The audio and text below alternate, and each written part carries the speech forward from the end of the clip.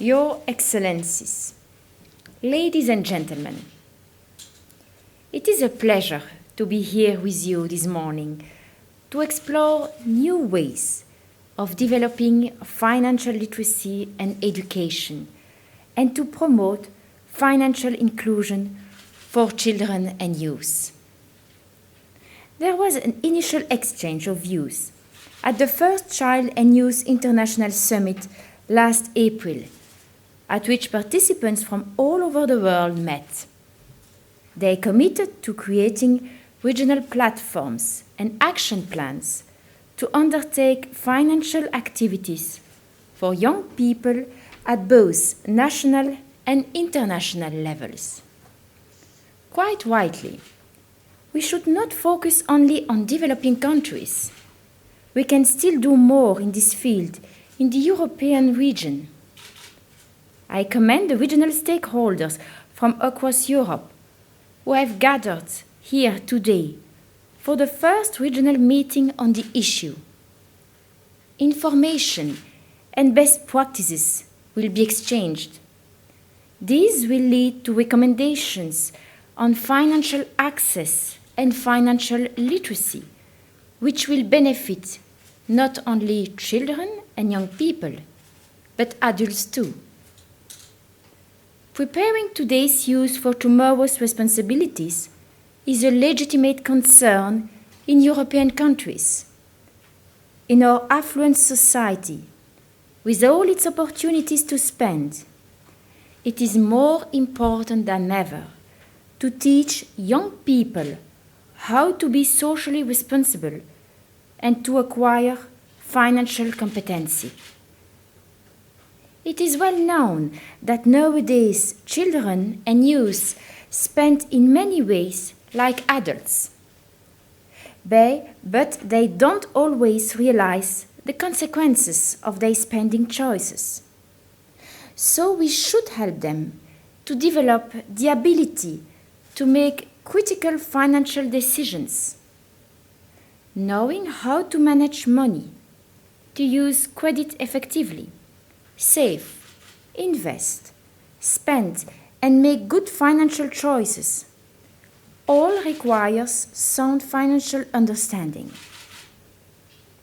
Young people need to know how to use their money effectively.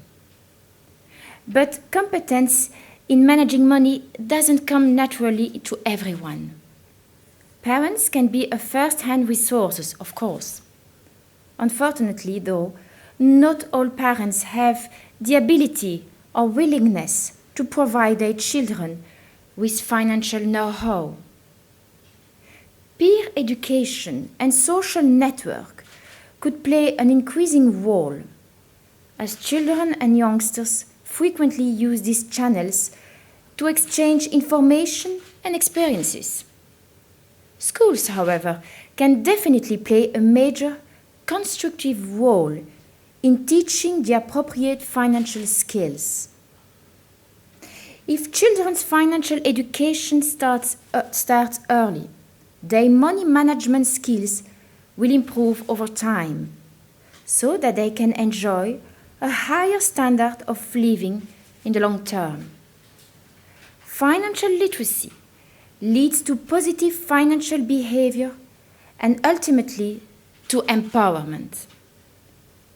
It can break the cycle of poverty, which is so often associated with those who have no access to financial services, the so-called unbanked.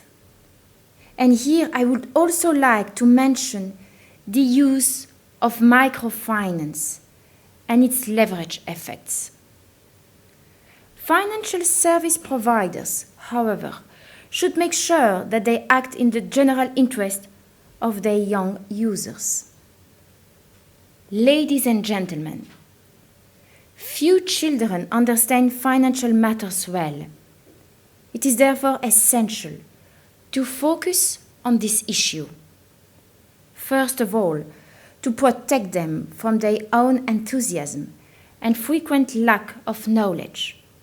Secondly, to avoid the kind of exploitation that could endanger their future. More than ever before, in these times of economic crisis, people need to be cautious with their personal finances. Future employment, job security, income stability, and welfare are all direct concerns for future generations. Young people should be able to realize their dreams. You can help them to build a financially safe future for themselves. May your reflections during these 2 days contribute towards this goal. Thank you.